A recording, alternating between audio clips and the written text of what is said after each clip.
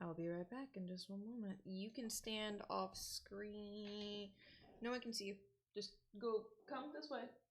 Go make a beeline straight to the pad and no one will see you. They basically can't see from my left shoulder up. On another screen when I just went live like 4 seconds ago. So I'm gonna get my chat pad back up because I need my backup.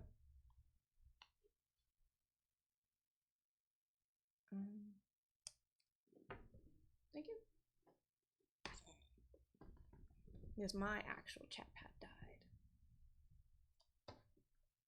which really sucks. So give me just a moment to get everything pulled up here. No one's really in yet anyway, because this is just getting started.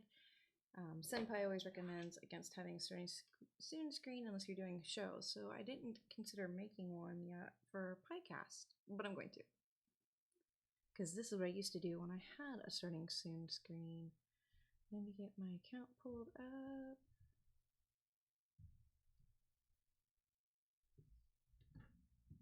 And as long as it doesn't make me watch a commercial. Sometimes it does that on my own channel. It's really weird. Oh, no, okay, it's moving. It was looking like it was frozen there, but it is fine. Okay. So, hi, hello, and welcome to another PYCAST. I am your host, Pyretta Blaze. I am typically a digital content creator, but I'm also a hardcore gamer.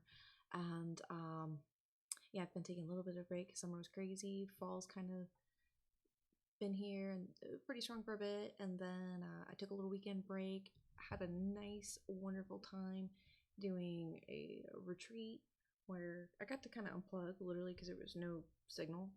So unless you were at certain points on the mountaintops, you had no signal. It was a wonderful place, a great time. So I'm refreshed, recharged, and ready to go. And this week's going to be fun. And very soon I'll be getting you a schedule. So in the meantime, if you want to know when I'm going to be live, unfortunately, while I don't have a dead set schedule yet, but I'll come up with a tentative one for the remainder of November, you will just want to tap on the little heart below.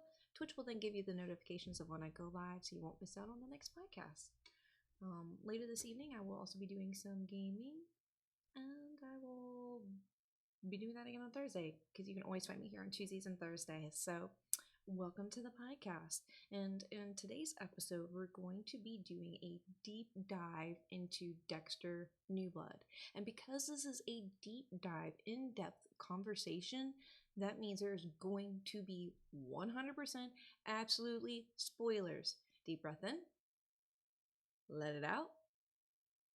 Okay, you guys still with me?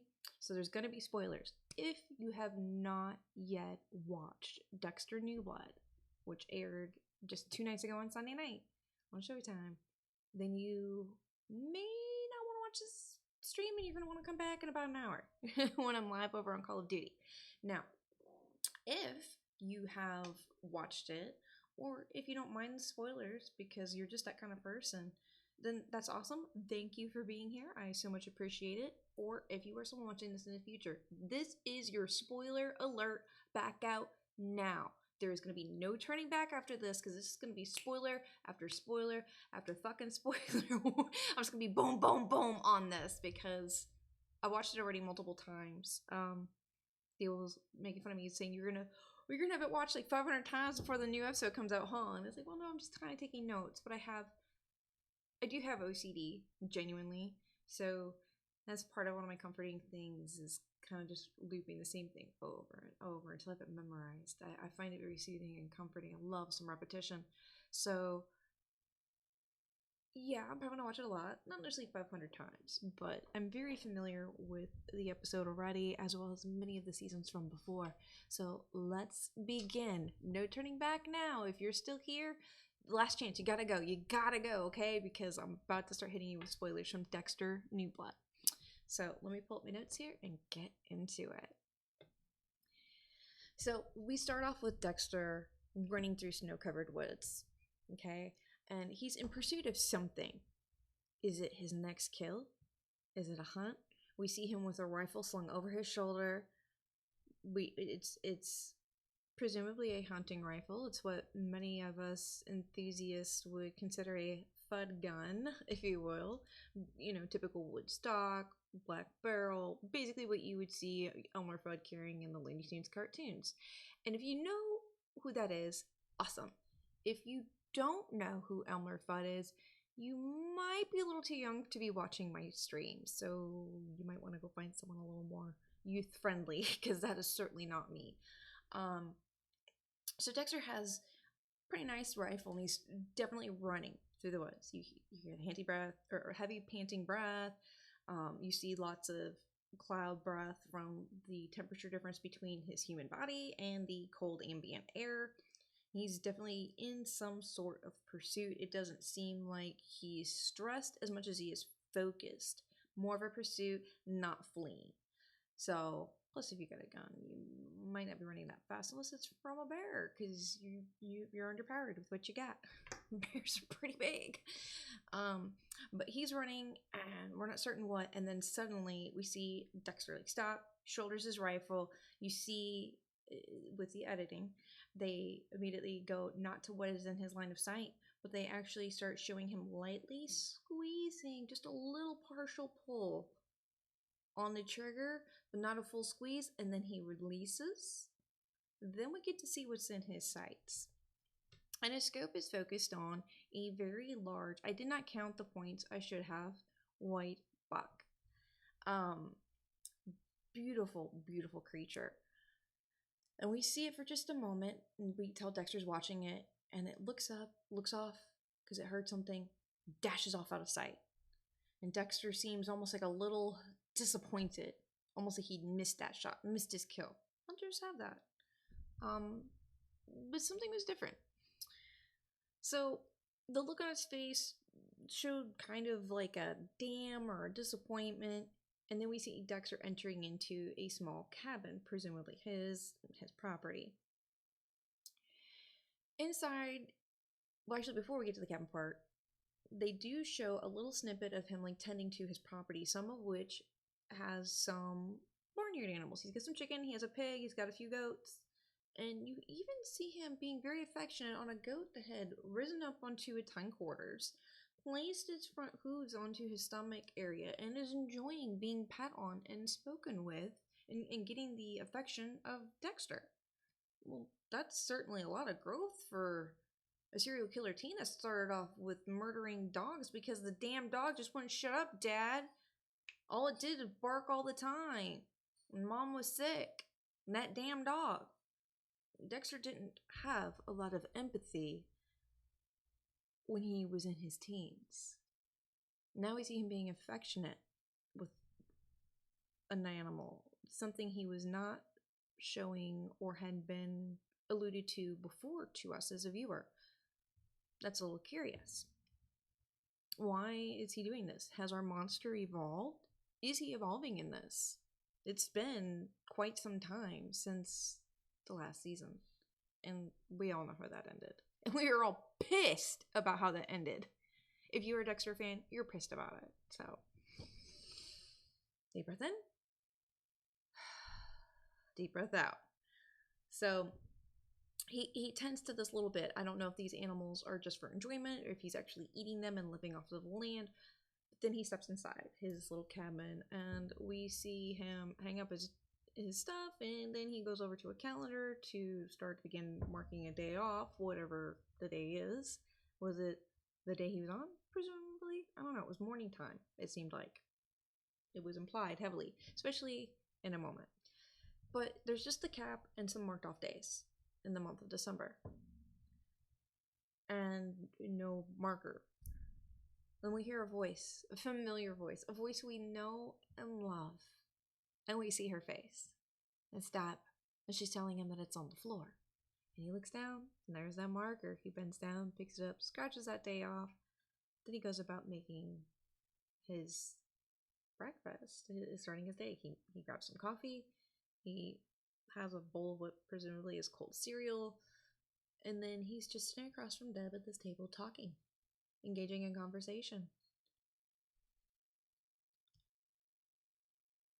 Now, we don't know if Dexter was just counting off days like a normal person on his calendar. We don't know if he was counting off days since he last saw Hannah and his son, Harrison. We don't know if he's counting off days since the last kill he's had, or if he's literally just counting off days. I don't mark up my calendars, but again, I have OCD, so maybe that's just a me thing. Maybe you do. Just let me know if you do. It's okay. I was a little curious because I was like, that seems a little strange, but most people also don't do real calendars anymore. I guess that's kind of showing the less advanced side of Dexter. Well, he's inside and he's having this conversation with Dad. And while this is going on, it's like they're pretending in a way. Okay, Dexter is staring at her as if she's never died in a way. So he's like imagining her in his head. She's gonna obviously be his Harry for this season. But he's imagining her and interacting with her as if she had never passed at all. As if she's not wrapped up in a black plastic trash bag dropped at the bottom of the Atlantic Ocean. So it's a little strange. She's guiding him. She's helping him. She's doing her thing. And then Deb being Deb, in her namor for Dexter, she loved her brother and then loved her brother. Weird. She lays down kind of like this, is just gazing at him. She's got her arms stretched out on the table. She's just laying there and looking at him, watching him as he's having his breakfast. Then it cuts to a slightly different angle, slightly more over Dexter's shoulder, but not quite. And we're able to see that Deb is no longer there, but yet he's looking right there at that spot, as if he still sees Deb's face there, laying there smiling, looking up at him, when she's not, because she's on the bottom of the Atlantic Ocean. Well, this cabin in the scene, the snowy scene in place, is certainly a far cry from hot-ass Miami, Florida. So it's definitely not his apartment, and it's a far cry from the heat. He's changed his environment, but has he changed himself? Well, we also find that Dexter's now in a small town. So he lives out in the woods, but he lives nearish to a small town.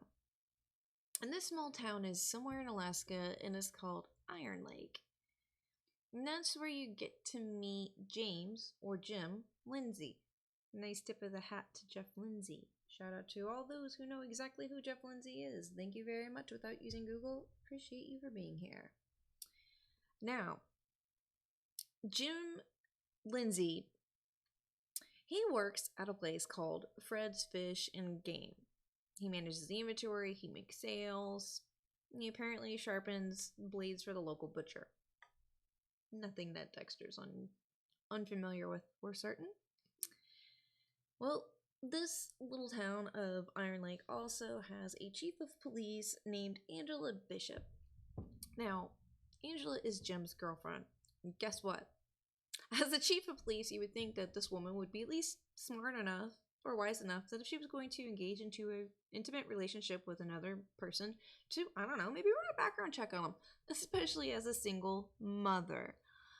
But yeah, apparently she didn't do that. Jim's just Jim. He's not Dexter Morgan. Like, so either his IDs are really good or we haven't gotten into that yet. They've not told us that part yet, but something's going on there. Like, so maybe she did do a background check and maybe it came back just squeaky clean. Who knows? But you would think something would kind of pop up there. Well, she is the chief of police in town, and she has a daughter named Andre, who is a precocious teen, we'll just say. Now, Iron Lake has typical issues for police chiefs, just like any other city. You know, someone stealing pies from the potluck dinner for the church, or a sheep getting loose and eating someone's winter garden. You know, super high priority, life-saving stuff right there. So vital for the place. But oddly, Iron Lake has a little bit of an underbelly that we haven't quite been shown yet. It's only been hinted at so far. It seems there's about a dozen missing young women. Missing. Let me make that clear. They're missing. None have been found. No bodies have been found. No one's been found, like, alive, well, alive, captive, alive, not well, dead. Nothing. They're all just gone from this little tiny town. Such a small town that they make sure that when Jim is interacting with the local pastor, And he says, he questions him about, like, how do you find out about the pies being stolen? He's like, small town. And then the pastor's like, thank God for that. So these people really enjoy their little town. It's so little that the tavern is the Iron Lake Tavern. So that should give you an idea of maybe the population size. Okay, these people all really know one another. They emphasize that throughout with the police department and other interactions that are going to go on throughout the episode. Well, in this little itty-bitty town, these dozen girls have gone missing. And aside from that, and that being kind of them all being individually a cold case, the only other problem they have is what they consider rich asshole season, in which individuals such as Edward Olson, a petrol billionaire tycoon, and Matt Caldwell. We get introduced to Matt Caldwell and his friend Bill, aka Dickface, when they enter in and stumble into Fred's fishing game, where Jim, Lindsay, our beloved Dexter, works. And they go in and he wants to buy a gun and a knife. And so Dexter's asking him, like, what kind of knife? Do you want a skinny knife? Do you want I want that one. He just points to a crazy looking knife in the case, right? Just not really specific. Then he wants to buy a gun, and he talks about he wants something, so he wants to get, a really nice gun. Dex makes a recommendation. I think it was a Remington 780, but it was a Remington. That I specifically recall. I am dyslexic, so I may have had my numbers wrong, but he was talking about that, would be fantastic gun, meet all of his needs, it's amazing. And Matt's like, that's not good enough. He's all, hey, see Bill over there, like my friend. He's got the same gun already. I want something bigger. It's a dick measuring contest. Essentially, at that point, is what's going on here. They're having a pissing contest, rich boy style, over guns. So he wants something bigger, better, more impressive, more woo to it. Okay. So Dexter points out an AR, and they discuss selling it. And I just want to put a pin into that part for just a moment, because throughout some of this, I'm going to be harping on Hollywood, because as a firearm enthusiast, I want people who do not know to understand certain things, because Hollywood has very inaccurately in one episode made at least 4 gross, negligent things that should not be done, would not be done, consciously would never be done. So anyway, there's just some things that I have issues with. But we'll get onto that and the party around them in a bit.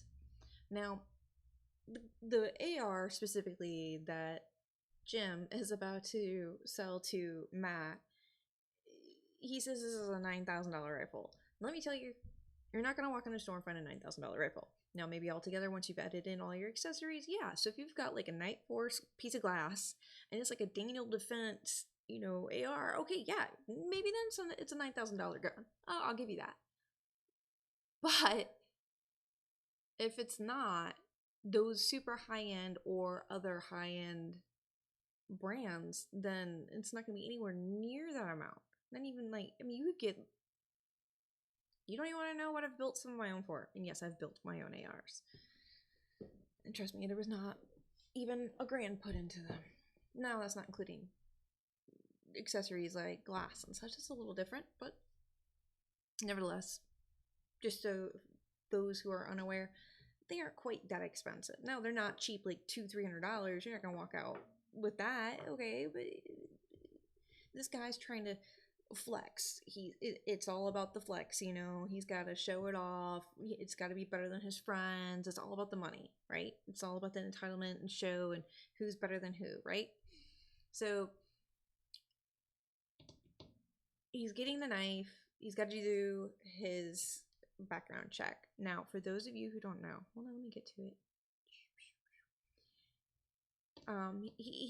Matt gets upset because he's got to fill out it's a 4473. It's your NICS check, and NICS stands for, I have it here, the National Instant Criminal Background Check System, which would be NICBCS, but apparently they just call it NICS, like NICS.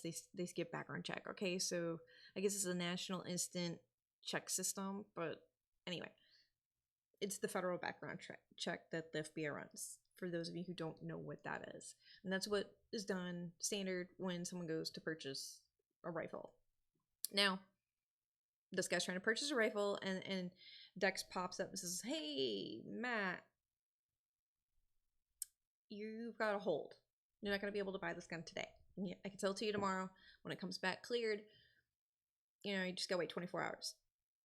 Pin in that, Hollywood, it can be 72 hours. It is not just limited to 24 hours, because later the chief kind of bitches about that, getting all like, oh, these people just can't pass through sometimes because of the time for 72 hours. It's not hard. Like, background checks are not that hard, okay? So, but a lot of times, yes, as he states to Matt when he gets upset about he can't get right now, he's on a hold, it is common. It does happen.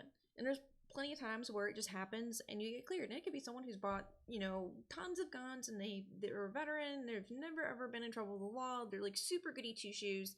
They could be the pristine, perfect person, and they can still get hit with a check. That holds. It just happens. So when he's saying that, that's not untrue in the show.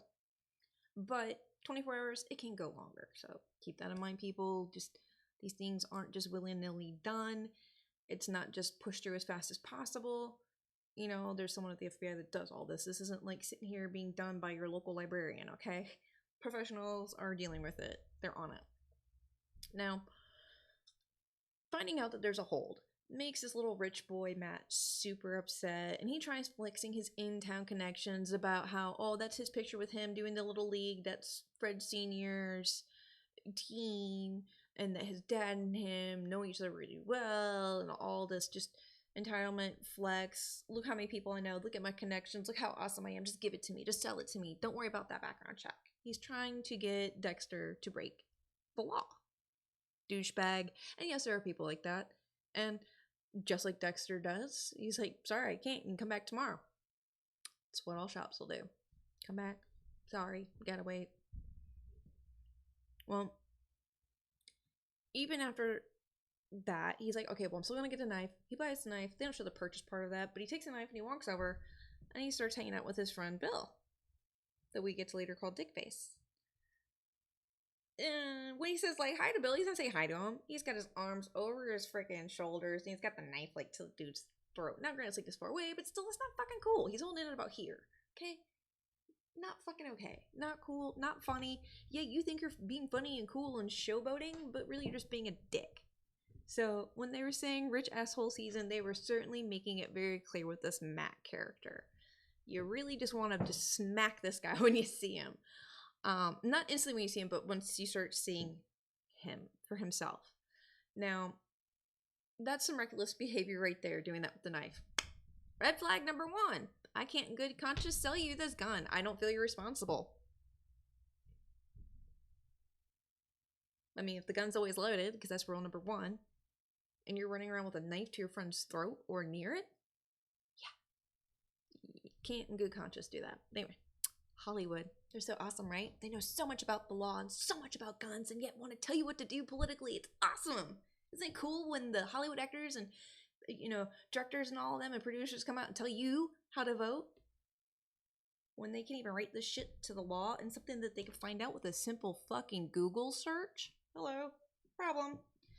Anyway, they're just getting paid to do this. That's all. Why do it right? Who gives a fuck?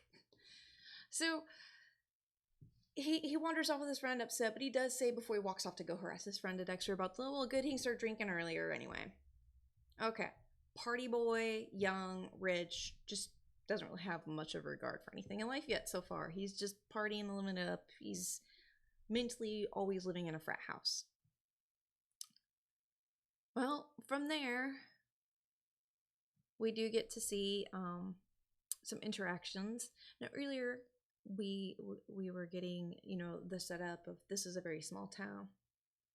Then we get Dexter driving into town, and he gets pulled over, and chief of police is asking him for license, registration, questioning him about his name, has him get out without stating why. She begins frisking him, which you cannot do. Women cannot search men. Men cannot search women. You have to call the correct gender officer to the scene for the person. That's standard operating guidelines. Okay, total procedure. So, right, she's really failing at her job, but she's just doing it to kind of do some kinky cop role playing with Dexter because this is her boyfriend. So she's got this as a hobby while she works as the chief of police, while she's a single parent, and she also has the hobby of line dancing with Dexter at the local Iron Lake Tavern. Well, that night, after Dexter's work and everything, they go to this local tavern, and the chief and Dexter are line dancing. Of course, frat boy, rich asshole Matt is there just being a rich asshole, but he's opened up a tab for everybody. Like, drinks are on him. Dexter declines at the bar. He wants it on his tab. He insists. We see at some point the chief is up at the bar ordering, and a young girl is there. And she's trying to get a burger, and she's trying to find out how much it is, and she's looking at the little bit of cash in her hand. And she has a backpack on, and it's clear that she's traveling and probably alone. And chief of police, she looks at this young girl, and she, is watching this exchange go on between the bartender and the girl. And the girl finds out that she can't really afford the burger, so she asks, well, how much if it's just a burger, no fries? And she's like, that is just a burger, no fries. So that's when the chief of police, she's very kind, Angela, has the bartender put the burger with fries, she insisted on with fries, onto her tab. And then she also hands the girl some cash for bus fare, because she just said that she's taking the bus out first thing in the morning, that she's just passing through. I guarantee you, mark my words, come back next week, we'll find out. Keep coming back. I guarantee you we're going to find out that this young girl ends up being number 13 in the disappearance. So of all these 12 girls already gone, I'm thinking she's going to be number 13. She will be the one to go next. Well, we go from this bar scene, and yet again we see now Jim interacting in the bar, unfortunately, with Matt. And Matt's trying, now that the bar's closed and everything, just sell it to me. It's okay. Like, it's fine. Just give me the gun. Just sell it to me. Just give me the AR. It's cool. No big deal. Dex is like, nope, I love my rules, like, what about, you wouldn't want to see Fred lose his shop, would you?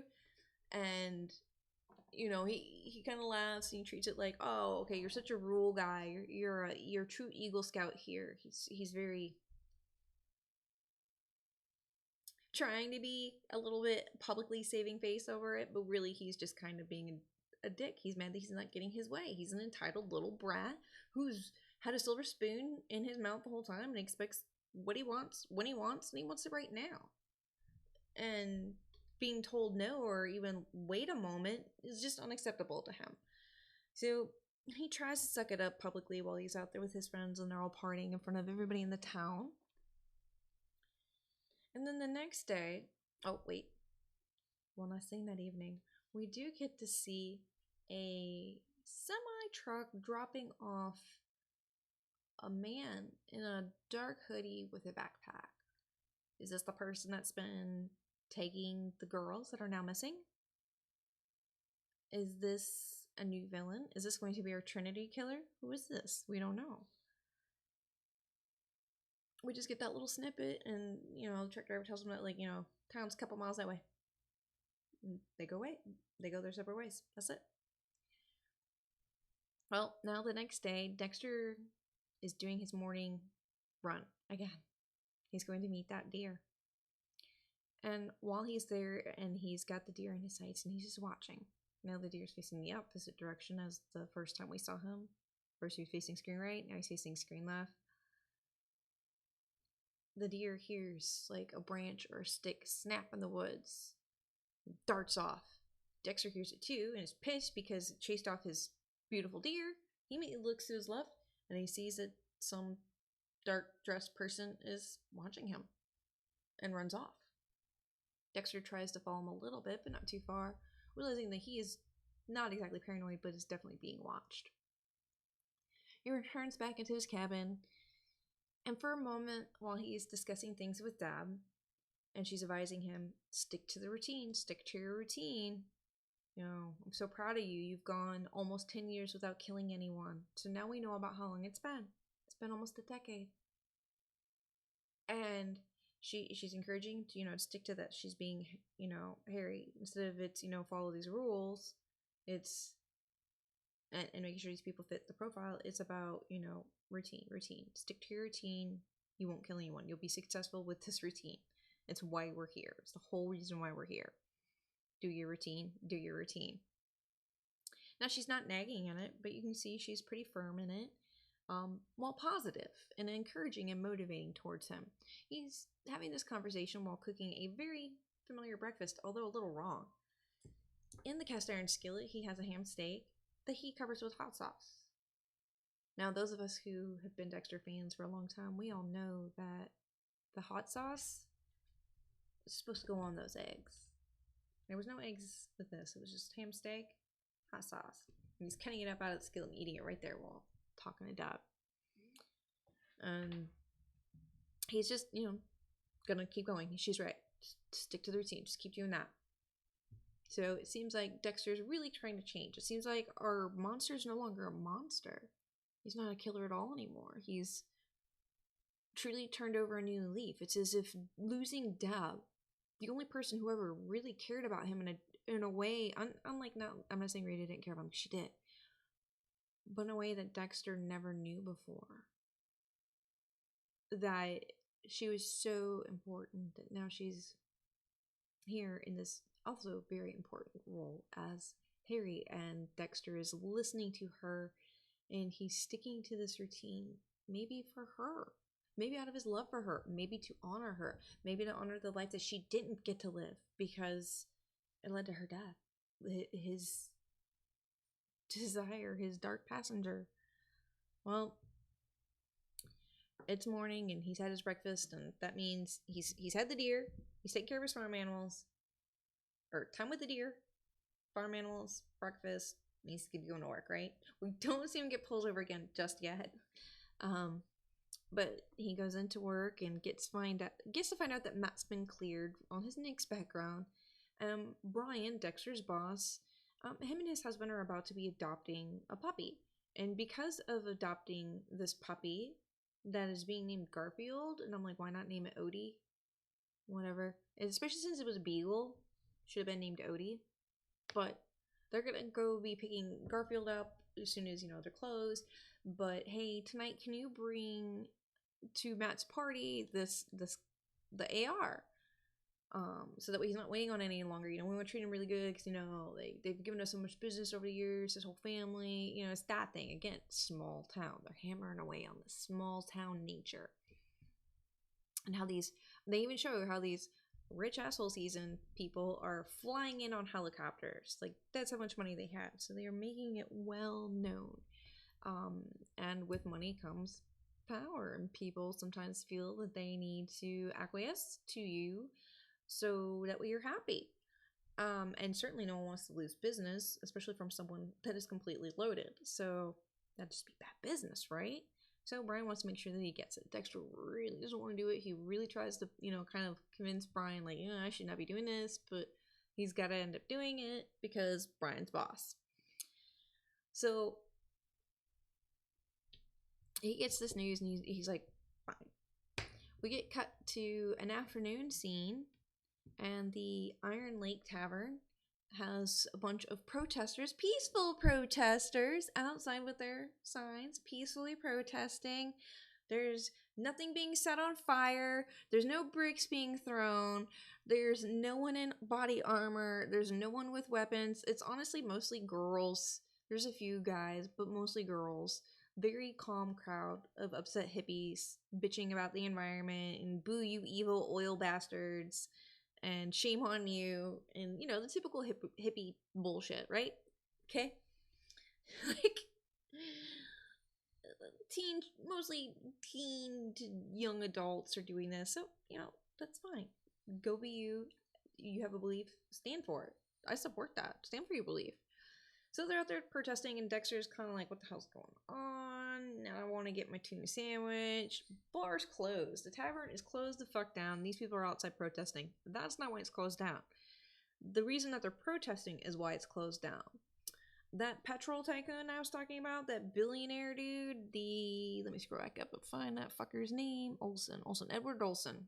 Yeah, I didn't get to it. Well, he's being protested outside by this group because, petrol. And amongst that group is Audrey. Remember that chief I keep talking about? Angela, Dex's girlfriend, chief of police? Audrey's her daughter. Now, this chief of police's daughter is someone that, I'm making a prediction here, I might be wrong, but I'm predicting that she's going to end up either needing Dexter to save her from like the monster money-making tycoon, because I have a feeling that that petrol guy, the Edward Olson, is going to be this this new chapter of Dexter is going to be our Trinity killer, our Doomsday killer. This Edward Olson, petrol billionaire tycoon, rich asshole, is going to be our main villain. Is he? No, I also suspect if he is, he's also the same one responsible for all these teen and young women, these young girls that are missing. He's responsible for that. He's the one making them disappear, or his son. Well, his son was, and then he covered up for it. I had that as a theory too. But since the son is more of a partier, he probably cares more about partying and showing off than about abducting people, and murdering them, right? Possibly. We'll find out. But I'm thinking it's the tycoon dude. So he comes outside with a bunch of hot cocoa for all the protesters to kind of be like, see, look at me, I'm such a nice, wonderful, caring guy. You've got this wrong perception of me. I think he's not saying this, but he's kind of implying it with this gesture. But he's trying to like show that, like, see, I'm not the bad guy you think I am. I'm trying to be nice. He is, at least I will say, being peaceful. He's not being rude. He did apologize for running longer than normal with the meeting, because apparently that's why he was there, was for this oil meeting. It is Alaska. So the girl, Audrey, Chief's daughter, Angela Bishop. Audrey Bishop takes the hot cocoa. Now I thought, because I even said, throw it in his face! Because I was like, she's gonna do it, she's totally gonna do it. No. But she looks at him, just goes, and pours that shit out on the ground right in front of him. Drops it. Doesn't care. He doesn't look very pleased, but also he doesn't look like he's super pissed. It's kind of like, when you expect it's a teenage protester, they're pissed, they're always going to be pissed, He probably knew none of them would take it and drink the hot cocoa. He was just doing it as a gesture to show, again, publicly, see what a good guy I am. He's going to be our villain. So here it is. We've got, this guy is perceptively, seemingly to be nice, even though he might be this misjudged oil tycoon. And then we've got super douchebag, flexing, show off, showboating asshole Matt. I think Matt's a bit of a distraction from the real bad guy. But that's just my opinion. So he comes out and he's giving them that, and he just kind of dismisses it and leaves and goes about whatever he's doing with his business with the other gentleman that fuddled up behind him while he was, here's hot cocoa, look how nice I am. See, if I'm right about him being the man that's making these young girls disappear, this is really bad for Audrey, because she's about that age of these girls that have all gone missing. Not only that, but she's also, just in general, even if that's not who this man is, she's pissing off a guy that has literal fuck you money. That's never a smart move, okay? I mean, I'm not saying that if, you don't have literal fuck you money, you shouldn't stand up for what you believe in. I'm not saying that at all, but I'm just saying that, no, that there's going to be repercussions, and you're going to have to be really, girded in your loins and really strong to withstand what may be coming your way. But I think what might be coming her way is a kidnapping and maybe possibly death, or maybe a kidnapping and rescue by Dexter. Theories that I've got. I've got some options of what's going on, and I'm going to keep track of them and where it goes and knock them off as that option's crossed out, or add things on or fork off. So we'll go from there. there'll be an update for next podcast. I'll have some stuff there for you. But she does this, and the mom sees it. Dexter sees it. He's kind of confiding into his girlfriend, Angela, the chief, the mom, that, what about my tuna sandwich? Kind of like, fuck these guys, I just want my sandwich, okay? He just wanted to have his lunch. He just wanted a normal day, okay? So now, he didn't get his lunch. It's evening time, work's over. He's got to go take that gun to Matt's party that originally at the bar, Dexter did get invited to, but was kind of like, maybe. The nice way to, like, decline. Or sometimes maybe when you're saying maybe is maybe. But sometimes we say maybe when we're declining things. Douchebag. Relatively calm serial killer Dexter. Doesn't seem like the two would hang out, right? Especially young rich kid versus guy who wants to be left the fuck alone in the middle of the woods that's middle-aged. Just probably don't have a lot of commonalities, right? So he's stuck going to this party. And this is where I have a lot of the issues with Hollywood and some of the things that they're saying and portraying, especially around the guns. Okay? So I am going to tangent rant a teeny bit about that, but I'm going to try to make it as short as possible. But he takes the gun to the party to give to Matt, to do this transfer. Okay? Because that's what it is. It's not being given to him. It's transfer. Okay?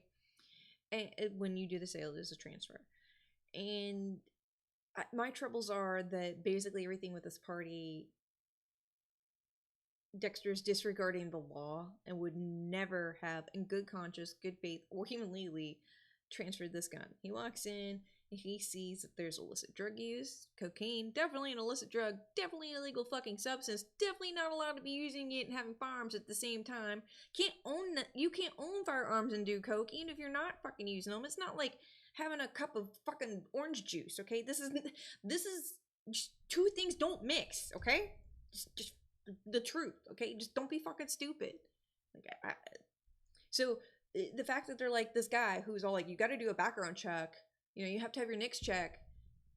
You can't fucking. You're gonna hold him up on that and not let him have the gun, but then you're gonna just transfer it when you see all this cocaine around. Like, the blow's cool. Like, cool, it's snowing in fucking side. Awesome, Scarface. No fucking no. So Hollywood, shame on you for portraying this bullshit. This is why there's this stigma, and I'm going to be the person to sit here and fight back against your bullshit lies, Hollywood. At least educate yourself. Some of you in Hollywood will actually go as far, like on the Big Bang Theory and in Silicon Valley, to hire Harvard professors to actually write mathematical equations that none of us fucking viewers can understand. And they're actually factually correct. You'll go and do this, but you can't do a simple Google search on gun laws and regulations? What the fuck? You'll pay for a professor to come from fucking Harvard, but you can't spend 10 minutes on the damn internet? Shame on you. This is why shit like what happened with filming Rust happened, because of you. Do better. You can be better. You can prevent things like this. And you can also help with the stigma. This is also on you, Hollywood. So keep that in mind. Now, back to Dexter. Well, he's in there, he's seeing all the blow passing around, and he hasn't got quite into Matt. But he has introduced, well, not reintroduced, but been re-encountered with Bill, who he now is going to find out his story about being called Dickface. This is where we get first told that he's being called Dickface. I just like calling him that because it's kind of funny. Well, Dickface, he gets stubbed by this, and we find out the story. But first, he already makes one attempt to get Dexter to join him in doing lines of coke in the bathroom. Dexter's got the gun in its case, leaned over his shoulder, and he's like, no, he's declining that shit. No. Should have left. 2, should have called your fucking girlfriend. 3, should never transfer that fucking gun and should let the FBI know. Just saying. Okay, let's go on. So they're having this conversation that Dexter does not want to be in. He just wants to get the gun, sign the documents, explain them the transfer and everything and the legal laws going around it, do the transfer, and get the fuck out of there. Okay, he wants to go home. He does not want to be around this shit. It's never Dexter's scene, but 2, he doesn't even like these kids, let alone the scene that they've got going on. Well, Bill begins ranting about being about how Matt is banging his girlfriend, Bill's girlfriend, in the next room, which you hear them fucking. In fact, they walked in on it before going into the bathroom, trying to do the transfer for the gun. Bill was like, yeah, here, he's in this room. Oh, no, he's fucking my girlfriend. Let's go hang out in the bathroom and do some blow. Because, that's what normal people fucking do. That's when he starts having kind of a heart-to-heart with Dexter, opening up about this boating accident. Now, we get to find out a teeny bit about a boating accident when Dex went in to see his girlfriend at work the same day that the next background check was being done. And for those of you who just want to say, if you didn't think I love Dexter, there's this. And then my awesome Dexter blood splatter nails. Isn't that great? I love it. So yeah, huge fan. So Dexter's there seeing his girlfriend real quick. It's kind of a small scene, but it's to set put the seed of doubt in about Matt, about why he might have this FBI check. And it's for partly that, but also partly to show you how hard Dexter's trying to, like, not find a way to make this motherfucker fit the profile and to ignore everything. He's talking about a stoplight being put in somewhere. So, that way he'd be preventing accidents. He's trying to change the topic because he walked in and they were asking about, like, why Matt's Nick's check basically had the hold. And it's like, well, he should have a spotless record. One of the guys walks over to the computer, types in, and goes, yeah, his record should be spotless. He's great. He hardly ever got in trouble or anything. He's a good kid. We really like him, blah, blah, blah. Maybe there's a few spots on his record. Now that I see it right here. Okay. And apparently somewhere in Ohio, he'd been involved in a boating accident. But he wasn't driving. 5 people did die, though. And maybe that's why the FBI did a hold up. Well, in this bathroom, Bill begins to explain how he's got the scar here on his cheek. He's got a scar up here too. He's got a scar here. And they call him Dick Face. And it's because of the scar right here. And it's because it looks like a dick. So Dexter leans in close and he's like, oh, I see it now. He's not trying to be a dick about it, but he's like kind of placating the guy. He's feeling really awkward. He's trapped in this fucking house with all these drugs, with fucking crazy people. And he doesn't even want to be there. He's like in hell, basically, for Dexter. Okay, he just hates it. Well, Dickface goes on to explain about, fuck him, man, he's doing more blow. And he starts telling about, I got this dick scar from the accident, it's all Matt's fault.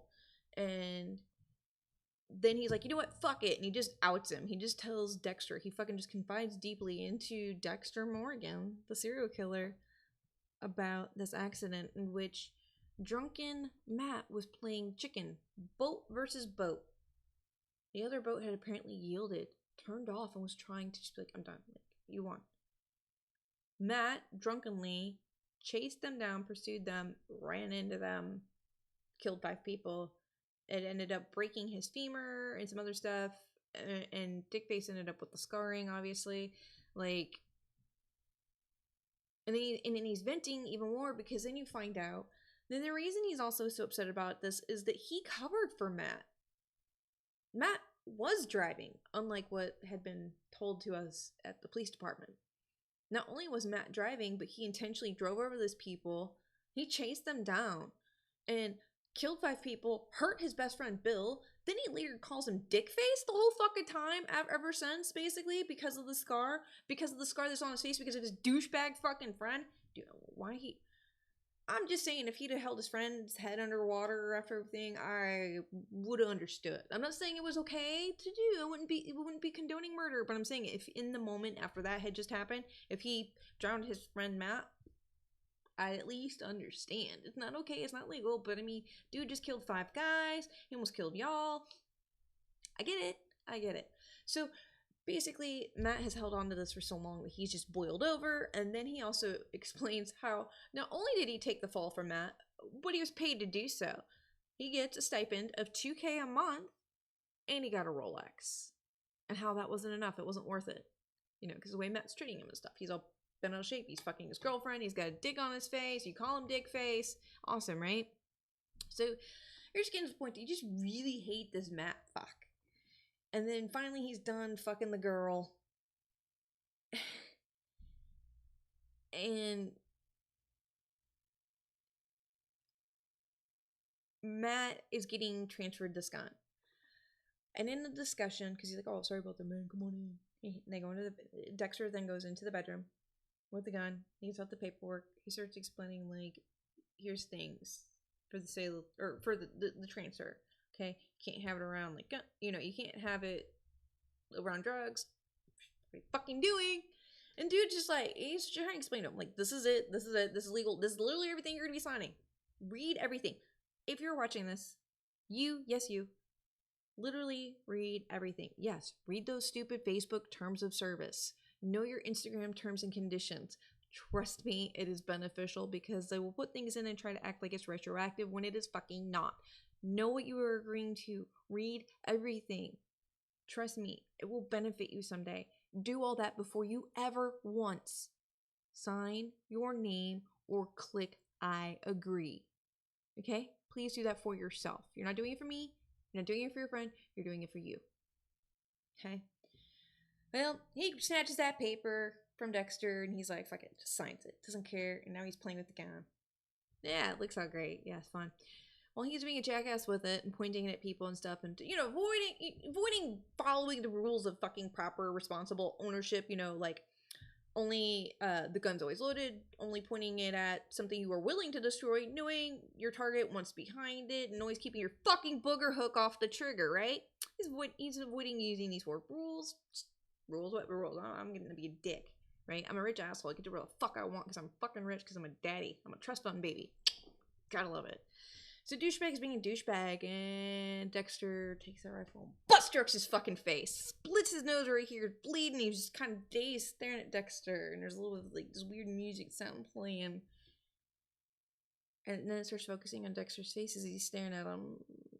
Is he gonna kill him? Then it flashes, and you see dude standing upright. He's not busted in the nose. He's fine. Dexter was fantasizing momentarily about he might have to slap a bitch. Okay, now I'm not going to. I feel better. Something like that. I don't know what people have to do when they get to whatever point it is that they're angry. Maybe they punch pillows. Maybe they throw eggs at trees. I don't know.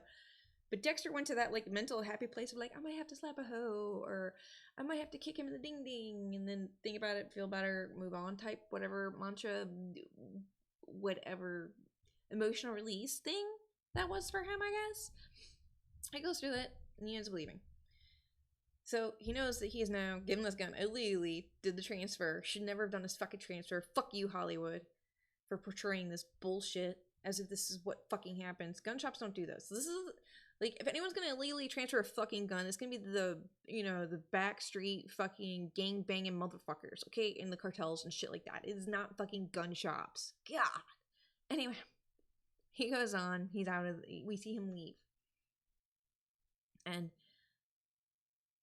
we again get the whole, it's morning. Where'd my notes go? Hold on. Yeah, I got that.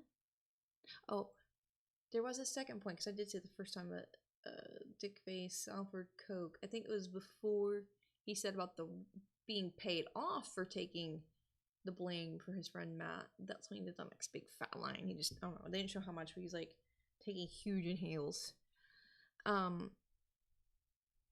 So that was an illegal transfer. He leaves next day. You know, he did the fantasizing. Now, I do want to get into that. It shows that he, like, Dexter leaves, and it's in the evening. We know it was at night that this party was going on. We don't know at what point and what time. But then we see that stranger, the one we saw come to town. Like, we're seeing little snippets, and it's almost like Dexter's being followed and being watched. Well, Dexter returns home, and we see that person had been following him. Remember the woods? I mentioned there was that dark dress figure. We saw this dark hoodied person with a backpack being dropped off by the semi-truck driver. That guy that's been following him, watching him, we've been seeing him. Yeah, we see him through the window in Dexter's cabin, rifling through shit. Is he looting place? What's he looking for? We don't know. Dexter sneaks around, grabs an axe for some firewood on the backside, goes into the side back door that apparently leaves fucking unlocked, and maybe that's how this is how you kind of get people in your fucking house. You just leave the door open, okay? I don't know. Like, apparently Dexter's that fucking stupid. So he doesn't unlock this door. He just goes in very quietly, He's got the small. It's a small axe. It's like maybe this big as a head. It's not. I don't know what kind of axe it would be. It's a little tiny fucking axe. It's cute. Little handheld, like almost for a Barbie. We would kill a motherfucker. Like, don't get it twisted. But I mean, you're not. Maybe it's for splitting. I don't know. Hey, Babs. It's just a little tiny axe. Okay, he's got this little tiny axe with him, but just enough to do the job. And he sees this hooded person digging through a drawer of his, and he slowly approaches. And they turn around, and that hooded figure, and them, they start talking. It's not like, ha, and I just smashed you with my axe in the face. Dexter catches eyes with him. And the hooded stranger we'd seen that came to town is a familiar face. We just don't know it. He starts questioning, saying about how he was there looking for someone. He was looking for a man known as Dexter Morgan, and that his mom was Rita. Jen plays it off. He doesn't know who it is. He doesn't know who it is at all. We don't know who. I don't know who it is. I'm so sorry. They talk a little bit. You know, Harrison's trying to explain, like, no, you're my dad. And he's like, I don't know, but you seem like a really good kid. Dex is now hearing and seeing Deb. Deb's telling him about, you gotta let him go, Dex. We can't be doing this. Like, he's gotta go. The whole reason we're here, the whole reason we're doing this and moved here and everything that we've been working on, you've got to let him go. Because everyone around you dies. And then she names off 4 specific names. In this order. Dokes, LaGuerta, Rita, me, Death. And then she fishes a bullet out of her abdomen with the fucking casing, because that's how it works. Thank you, Hollywood. Holds it up, staring at it, showing it to him. That's all it took. Dexter's very insistent that, no, it's not me, but you seem like a really good kid, so you know what, here, I'm going to pay you some bus fare. Because the kid was like, you know what, fine. You're not him, fine. I'll leave, fine. I'll leave. I'll just go get the next bus out of town. So he's like, here's some bus fare. You seem like a nice kid. Trying to help you out. Hope you find who you're looking for. Kid leaves. Harrison's gone, closes the door. Dexter turns to that drawer, looks down, barely raffles through it, immediately pulls out an old photo of Dexter holding Harrison as a baby. We're talking like Trinity Killer season, like little baby. So cute. Well, not baby, toddler. Dexter takes it and he burns it. He's trying to say, you know, he's trying to let that go for Harrison's sake. Well, the next morning, we catch Dexter doing his morning ritual. He's out in the snow again in the woods, begging, please, please, please. Because now he's a little bit closer to the deer, closer than he's probably ever been before. He unshoulders the sling of his rifle. He approaches the deer and begins to, please, please, please, and gently begins to be able to touch its face, stare into its large, giant, innocent eyes. He's communing with this beautiful white buck that he's been chasing for God only knows how long. That could even be what he was marking the days off for. But he's staring in this beautiful creature's face, and it's letting this wild animal, this majestic, amazing creature, is allowing Dexter to commune with it and touch it and be so close to it and interact with it. Then we hear a gunshot, immediately by the cry of the deer as the buck fell and hit the ground. Followed shortly by the celebratory scream of Matt. Yes, our favorite rich asshole. With that AR that he so definitely legally should be owning, right? We've already covered this, Hollywood. Well, Dexter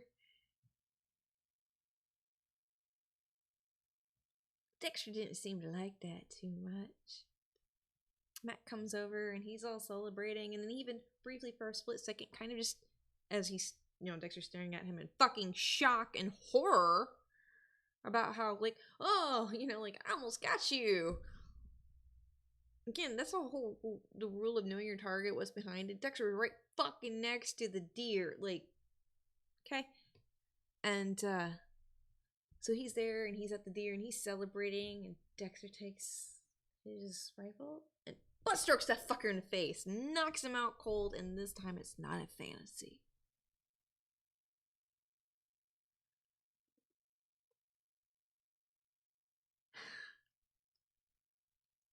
He takes Matt to a shed that is outside of his cabin. After covering the trail with some blood, because he did stop first, he starts going into this internal monologue about, he's got to be careful. He's always been neat and how he needs to do things just right. So he goes over and he slits the deer's throat, letting the blood flow, and it's going towards Matt's body, which is going to help cover with tracks, I assume, was the whole intention of this, because we are in the snow of Alaska. And that's what you're trying to cover tracks from, right? With the blood, I assume.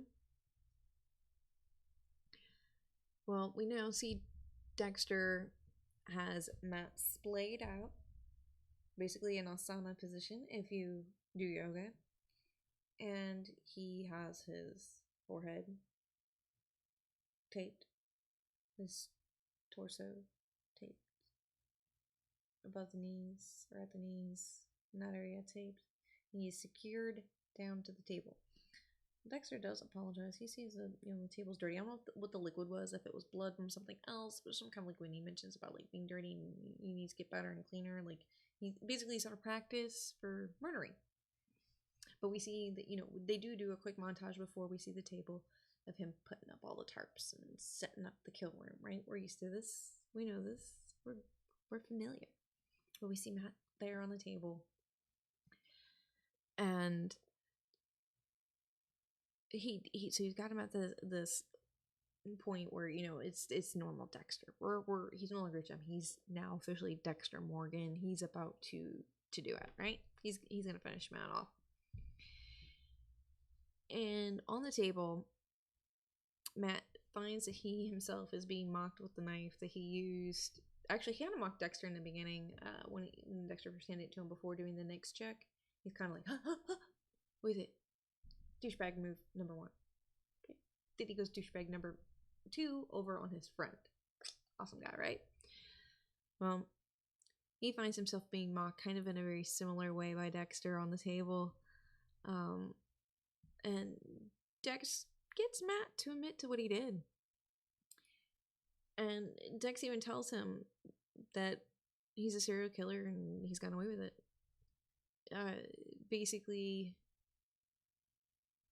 he's like, "You're not really gonna kill me," and Dexter's like, "Wouldn't be the first time." And then he's he's just like, "First time we've killed. This is the first time he's killed someone. Obviously, it's fucking Dexter. We know this. He don't know this." And he's like, "But you won't get away with it." Wouldn't be the first time. Or no, he says again, not the first time. And then so Matt's like, "Wait, are you a serial killer?" He's like, "Yeah, well, I was."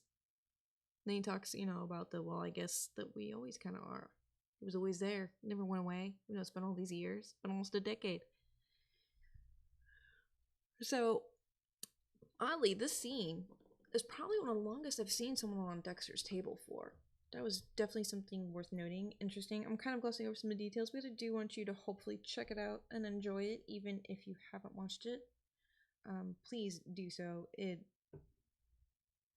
If you were a Dexter fan, it was great. If you're new to Dexter, this might be a really good way to enjoy a new spin on it, because I got a theory about that as well. But we've got this confession where Dexter's like, "Yep, I'm a serial killer," and he gets Matt to confess about the boat, and Matt begs to live. Dexter finally gets pissed because he's been dealing with this entitled fuck for a few days now, 3 days technically throughout. And he puts his hand over his mouth and he yells at him. And this is part. Dexter's lost his cool on people before, even in the very first episode. Look at what you did. Remember? You remember that in episode 1, season 1? So that same kind of anger and upset, the feeling that Dexter had, that passion, because he doesn't normally show passion, but boy, when he's pissed, he shows it. He has his hand firmly over Matt's mouth. He's pressing down on him, and he's screaming at him. And I quote, "You shot my deer, and you almost killed me." He had that half breath between almost and killed, and another half breath between killed and me. He's pissed. Matt begs, and then he promises, he's never gonna do it, and I won't do anything like that ever again. I promise I won't do anything like that ever again. You know me, man, you know me. But we also know that this little fuck fits the profile. An entitled, selfish fuck with no regard, selfish little fuck with no regard to life. So then when Dexter holds the knife up over Matt's chest before going to drive it in, Matt again begs and pleads. And this time when Matt is begging and pleading, he starts spewing on about how this isn't his fault. He couldn't help it, he couldn't control it, his mom died when he was 8, and his dad was never around because he was always working. And Dexter, and goes, then he's trying to convince her, he's like, it's not my fault, I had a shitty childhood. Shitty childhood was one of his words, or sayings, phrases. Dexter calmly sits there and questions, "You're gonna blame this on bad parenting?" Almost like he can't fucking believe the kid's, like, audacity. Like, just fucking, you're going through this, like, just fucking have some balls. Like, own your shit. Because that's what Dexter always tries to make people do, is confess. Own it. Own their sin. He owns his dark passenger, they need to own theirs. Wow. Matt claims that because he had no one, he had no moral compass, and then Dexter explains how he lost his parents when he was young. And then, but things got better when he had Harry. And that if it weren't for Harry, he'd have no direction. So the Matt tries to use that as like a, hey, we're on the same team. Like, you totally get it. You relate. You understand, So Matt uses this and it says to Dexter about, he's trying to align himself with Dexter because he doesn't want to fucking die. He's like, so you get it. You understand where I'm coming from. And, so he actually has the balls to ask, so you're not going to kill me?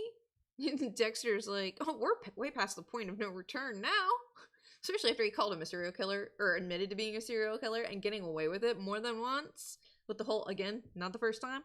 Oh yeah, you're gonna fucking die, douchebag. And you kind of deserve it. Let's see, how many people has he killed? Oh yeah, at least 5 that we, as the viewers, know of. 5 people. Now how many lives has he actually ruined on top of that? How many lives has he irrevocably changed for the worse? We have no clue. Well, that's when Dexter does the whole showing the point of no return. He starts getting ready to, again, hold the knife up. And this kid's all like, well then fuck you. And he starts spewing off at the mouth the most ignorant, dumb shit. Now he's just mad. Now he's just trying to, like, either piss Dexter off, or I don't know what he's doing. Maybe he's stalling for time. But he's talking about how his father is going to rain down basically like hellfire and is going to be so pissed. You're going to be in so much pain. And you know my dad is, and he won't stop till he finds you. Right before he drives it down, Dexter beautifully quotes Matt from when they were in the tavern. The night that he was ribbing on him for, always being such a rule follower and being an Eagle Scout and, not giving in to Matt's will about the gun, breaking the law. He says, life is short, dude. Drives that knife right on into his chest. Nearly 10 years get tossed away.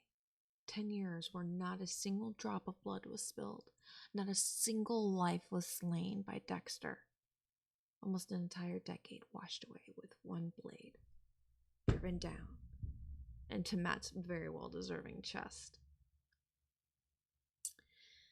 Dexter had a lot to clean up, including a big lie he had told. A very big lie. So he begins to clean up his mess, and then later goes on to the bus stop. He approaches Harrison sitting there on the bench waiting for his bus.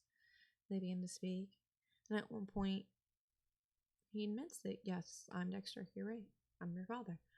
And Harrison's like, so you're lying to me?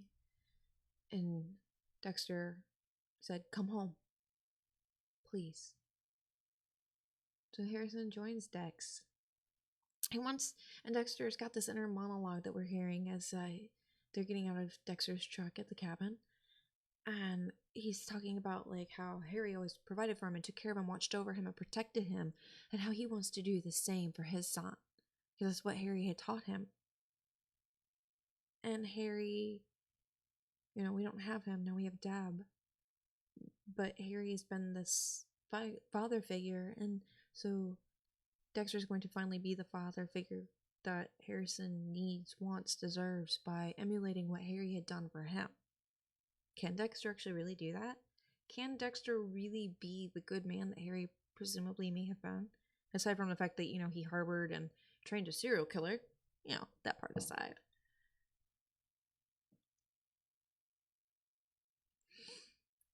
As we see them walking out, we have this inner monologue, and Harrison's finally home with his father, Dexter Morgan, reunited with his dad again.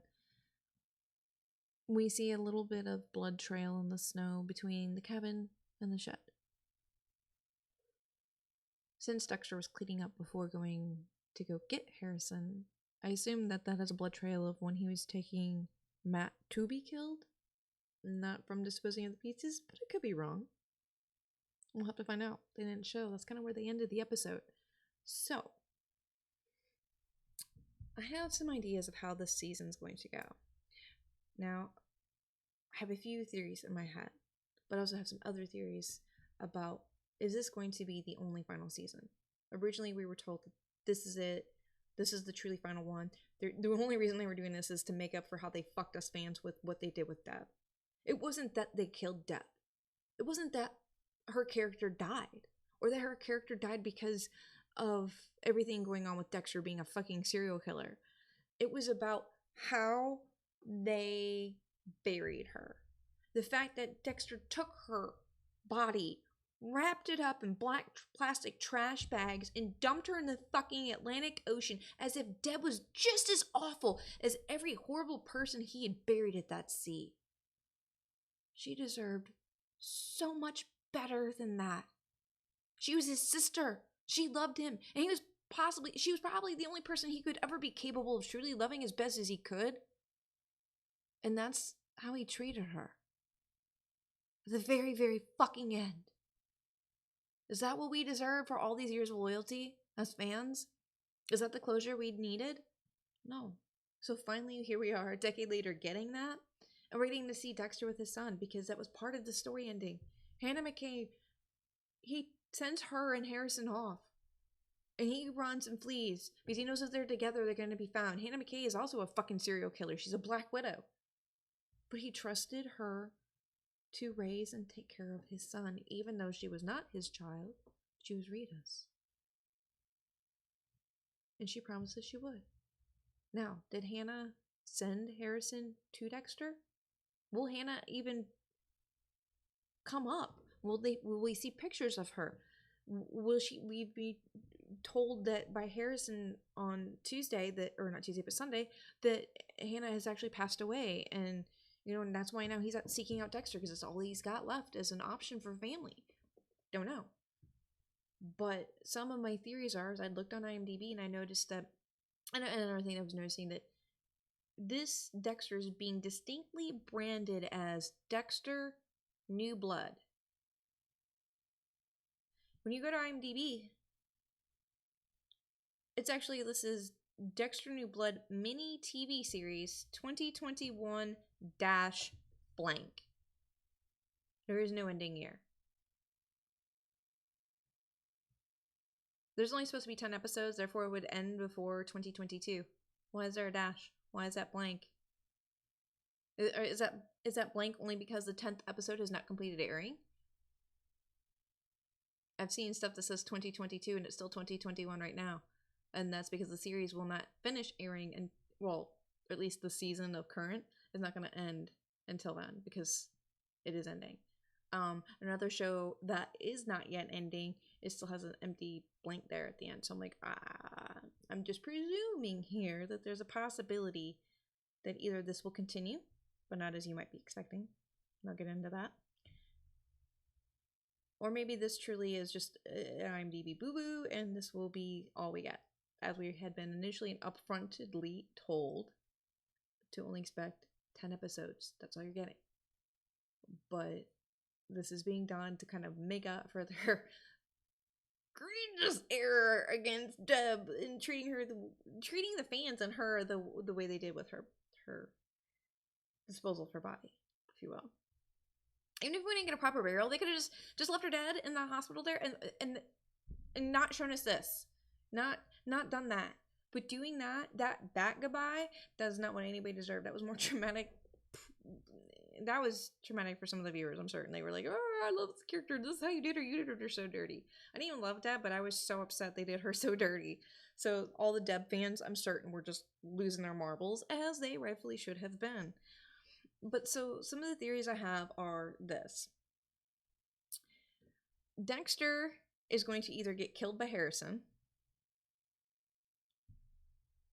Dexter and Harrison are going to team up, and later the series will continue on, not with Dexter, but as Harrison being the new Dexter, our new serial killer that we love and follow.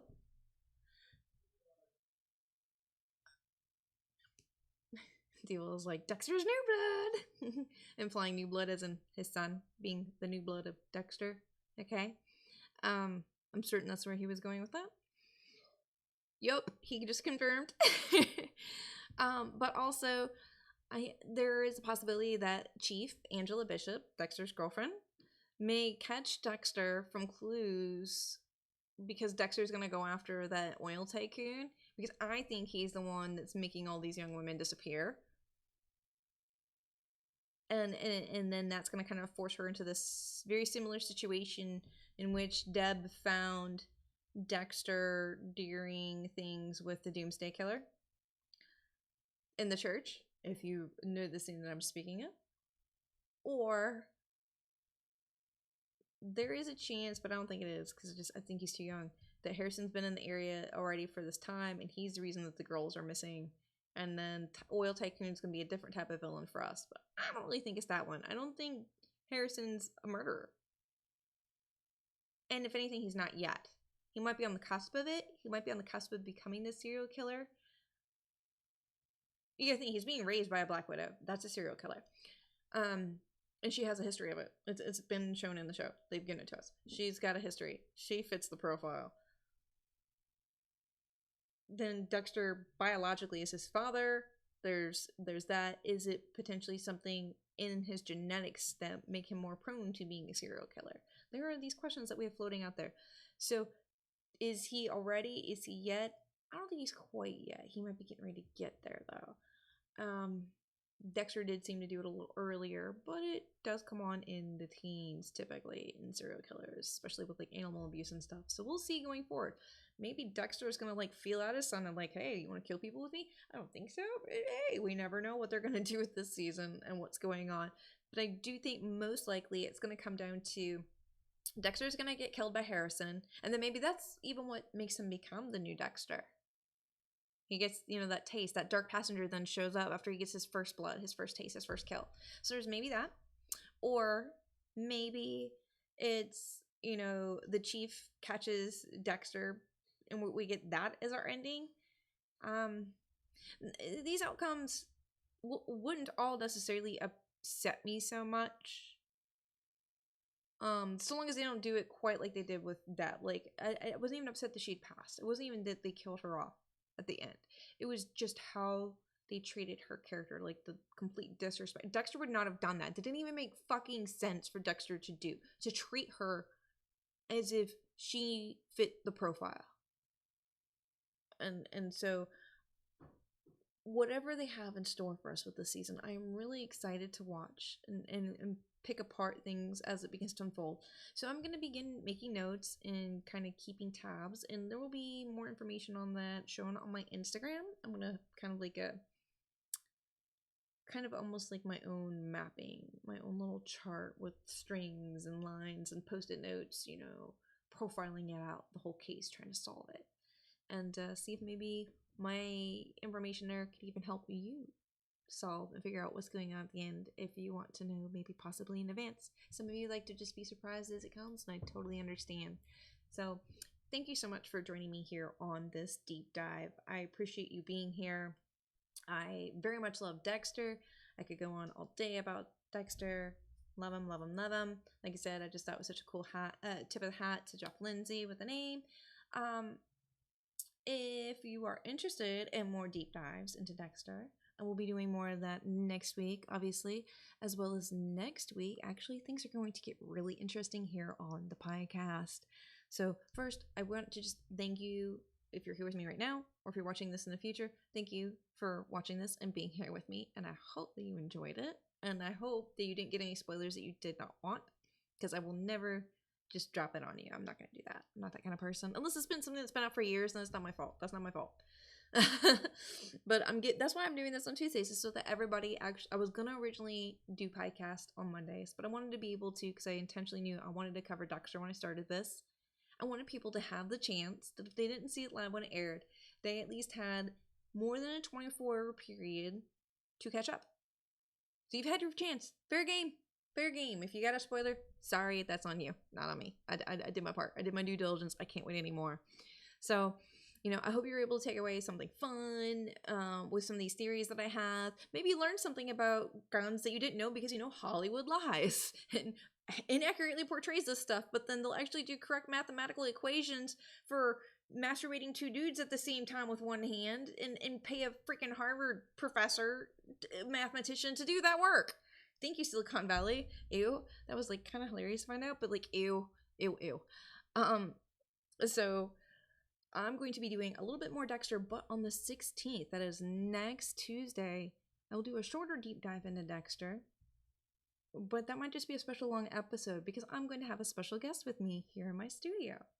And that's going to be a friend of mine. I'm not going to let you know who they are just yet, but I have a surprise guest that's coming.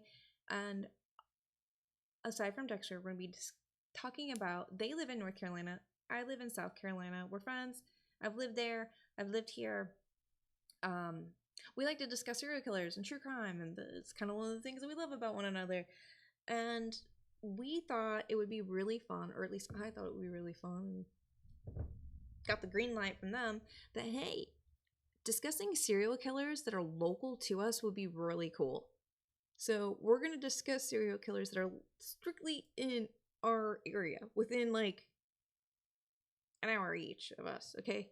Like not even far. Like literally we could have crossed paths or become a victim of these people, okay? So we will be discussing more true crime, more murder. I swear that's not necessarily the overall theme of my podcast, but it is a pop culture thing with Dexter, obviously, and it's just something I'd love to discuss. And I'm going to bring someone in, and we're going to discuss serial killers in our area, things about them. We actually suspect that there's another one here in Asheville, North Carolina. We also think that the media is kind of lying about it a bit, because it's a really heavy tourist area, and the local news like kind of catches stuff a little bit, but then drops it and doesn't continue on and never gives you the follow-up information on all these people that get found dead randomly. Like, how the fuck does someone that's in the Navy drown while fishing? This thing. Healthy people that are like really young. We're not talking like someone that, you know, retired and they're 65 and maybe the water was too cold and their muscles were cramped up. No. We're talking someone that's like healthy as an ox, mid to late 20s. Doesn't make sense. There's other bodies and things that have happened and been left and found in downtown area and River Arts District and such. So we might even discuss on some of that. And oh, I know we will be. There is no money. We're gonna go into our local serial killer, the information that we know about now. They have not obviously yet been caught. We actually think that there may be more than one in our area, which is really crazy to think that there may be two or more cohabitating or existing within the same space. Like, that's kind of mind-blowing. I mean, I know they're not like hawks, but come on, it's really weird, right? So we're going to talk about 3 specific local to us serial killers, and then about one that's kind of this, or 2 that's this big question mark over us that we just don't really know who or what about them or anything, because the cases all just oddly don't quite match up either, the profiling of it. So we'll get into that on next Tuesday after we do the Dexter deep dive. Be sure to check back on that. And if you like gaming, I stream over here in the evenings on Twitch on Tuesdays and Thursdays. And the rest of the time you can find me over on YouTube, and I do different type of content over there and gaming as well. So just thank you so much for being here. I hope that all the Dexter fans enjoyed it and didn't get any spoilers unless they wanted them, because I did everything I can to try to protect you guys. So thank you so much. And if you want to get the notifications of when I go live in the future, since I don't have a dead set schedule just yet, especially as we're edging into the holiday time here, you're going to want to tap into that heart below to give me a follow here on Twitch, and then they will give you the notifications of when I go live. If you're watching this in the future over on YouTube, or even you can be watching it here in the future too, but if you're over on YouTube seeing this in the future, you're just going to want to tap that subscribe button, ring that little bell of mine, and then YouTube will be nice enough to give you the notifications of when I am live. So that is it for right now, my friends. I'm going to take a short little intermission here. I will be taking the stream down, but just long enough for me to take a quick break, get my stream setup re-changed around a little bit, camera move, things like that, and get into some Call of Duty. So I will be seeing you guys here in just a few minutes, and you have fun. Bye.